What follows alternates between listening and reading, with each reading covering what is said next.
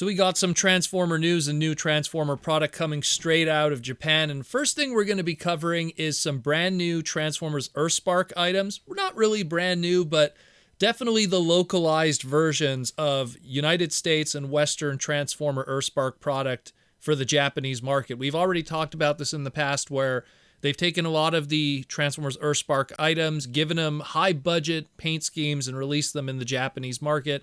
And we got a few more of those today to cover. Definitely, if you're a fan of Transformers Earthspark, these are probably going to be the figures you're going to want to get the best versions of the characters. And let's start first with the price point of the Spatto Changer, or the Spot Changer, also known as the One-Step Changer, here in America. And we got two of them here. We have the Earthspark ESS-08 Spatto Changer Alita One. It's the One-Step Alita One that we got in America, but obviously with a ton of paint put on it.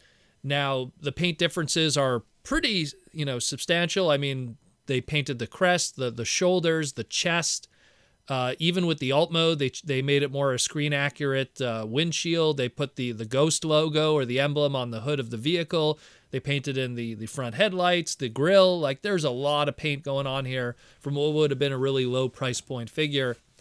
But the unfortunate thing is, despite the fact that it's extremely show accurate, this is probably not the figure or the price point that you'd want to put all that money into for paint. There's a way better Warrior class figure that is out there, and doing it on the Spatto Changer, the One-Step Changer, I appreciate the hustle, but at the same time, better off to put all that time and energy into the Warrior class. And maybe Japan will do that later on, but this is definitely one that I don't really see the purpose. But then when we look at the next one here, the ESS-08 Spatto Changer Skullcruncher. Well, this is the only Skullcruncher mold we have based on this Earthspark character, so it's about as good as it's going to get in terms of tooling. But when you're talking paint, this one is night and day compared to the one that we got here in the West. So they painted in the chest of the robot mode to give it the yellow eyes that he had in the show. They painted in the fists. They painted in what else they did? They also did a little bit of the chest there. They put a Mandroid emblem, which to my knowledge is the first time the Mandroid emblem has been put on any Transformer toys up to this point. So it has the Mandroid emblem on Skullcruncher's chest, again, because when we were first introduced to him, he was being controlled by Mandroid. So that's pretty awesome that they put that little nice touch there. Even the alt mode has a ton of paint. The back of the Croc mode, the Croc legs are now painted in green instead of just that one molded plastic of pinkish salmon purple. I mean, there's a lot of paint on here. Again, this is probably the best version of the character, and if they do not make a better version, this will probably be the one you'd have to get to have a representation of that character in your display as good as it could be. So yeah, check that one out. We get the ESD, so this is the DX versions, 09 DX Terran Thrash. So Japan did something interesting.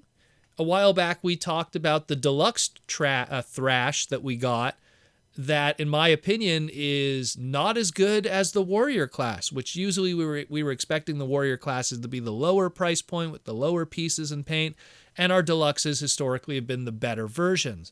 Not in the case of the Terran Thrash here, where we saw the deluxe, we compared it to our Warrior that we got in the West, and while the deluxe class had probably the more screen-accurate paint, overall, the sculpting and the tooling was way better on the Warrior class. Well, Japan had to make a choice between the two, and they chose the Warrior class and then put a slew of screen-accurate paint on there.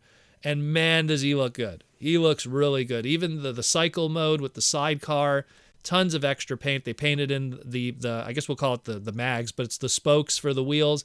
They painted in the feet that was lacking on our Warrior class. They made it completely screen accurate with the tone of the coloring. When you get into the alt mode, it's the same thing. The spokes, the trim of the sidecars painted in. Absolutely incredible. So like the best version of Thrash is going to be this Japanese one. So if you're a fan of the show, you get this one here. And then an interesting twist. We talked about not too long ago how the battle base, which was something available through Cyberverse, was being repainted completely and then packaged again as the Earthspark product, and there wasn't really major changes behind it. It was just repacking the product and giving it a new paint scheme. Well, they're going to take that same trailer. They're going to put it with the Warrior class Earthspark Optimus Prime, give it a new paint scheme there, and then put a ton of paint onto that battle-based trailer and pack it for the American market. The ESD-S DX Battle Station Optimus Prime from Earthspark Japan. And it's pretty crazy because the trailer itself is molded completely in blue plastic, and all that gray that you're seeing on there is actually paint. That's pretty crazy. So I'm going to put side by sides. You could see the differences. The interior is more blue. They did like a half and half with a Teletran / computer monitor there, where it's a little bit of the Earthspark one. It's a little bit of the Cyberverse one. You could see the differences there. There's a lot more paint on this one, clearly. My big question, though, and this is something that's perplexing to me, because the reason why they didn't use a Earthspark mold with the original re-release was because the way that the trailer is sculpted, that if you used a Warrior class or Deluxe Earthspark Optimus Prime, it wouldn't be able to pull the trailer because of how the tooling is. The back of the feet of the Cyberverse one, the back of the feet, the rear of the truck, which make his feet, they aim upward, which then hooks the trailer and is able to pull it along. The Warrior class doesn't have that. So I'm curious, did they retool this trailer? Did they add a hitch or something? I don't know, but how is this thing going to work with this one here now that they're using that Warrior class one? And of course, the Warrior class one is also brand new paint compared to the original that we got here. So a bunch of great Earthspark products. Again, if you are a fan of the show, you should really be looking at what Japan is doing, because I get a feeling every release that we've gotten thus far in the West, you could probably skip out on it and maybe put a little extra money into it, but you're going to get your definitive versions over here, especially considering that I really think that the toy line is on its way out, so there's not much more we could expect. So if you're going to get the best versions, probably get these Japanese ones, and you'll probably not regret it. They'll probably be the best of the best that you could get for the time being. The last thing that we're going to cover is just also coming from Japan, and it was the Takara Tomy channel announced that they're going to be doing a special initiative in April coming up of the 40th anniversary project, Our Origin of Transformers. So it's a project that Takara Tomy is going to be doing through their YouTube channel. They announced that starting in April, they're going to be posting both full episodes of the Generation 1 cartoon in its original Japanese dub, which is going to be great to have in HD, as well as the Beast Wars second episodes will also be available on the YouTube channel. Of course, none of these will be subtitled, just in Japanese. There'll be 2 episodes uploaded per week every Friday, starting in February. There will be 1 episode of Beast Wars Second uploaded every Tuesday, starting in February around Valentine's Day. And they will be keeping those episodes up for a limited time, so enjoy them while you can. And then in April, they'll have a lot of huge announcements in relation to the Transformers Missing Link line, collaborations, the Masterpiece line, and, this is the big one, new Transformers Masterpiece MPG products, their Gatai Giant series, like what we came off with Raiden and the Train Bots. So that's interesting. That means there's going to be new Missing Link releases, not just that Convoy that we got.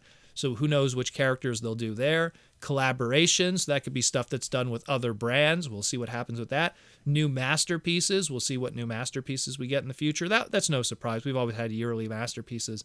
But the MPG one is interesting because it shows that they're going to be going with another combiner team. So that's really cool. I'm very curious who they're going to go with next now that they've finished Project Raiden after, I want to say 2019 they announced it, and we finally completed everything in 2024. So a long, span of time, half a decade almost. So who is next? Who's going to be the next one? I am very interested to see. So very cool stuff. We're going to learn about all of this between February and April will be all the big announcements, but really, really, really cool stuff. Let me know what you think. Who should be the next MPG? Who should be the next big combiner? It's got to be something that makes sense for Masterpiece at this point. I mean, that's one I'm going to have to sit and think about for a bit from a business standpoint. But man, let me know what you think. Pretty hype stuff. And we'll talk again really soon on the Transformers Slag podcast. Thank you for listening, and I'll talk to you in the near future.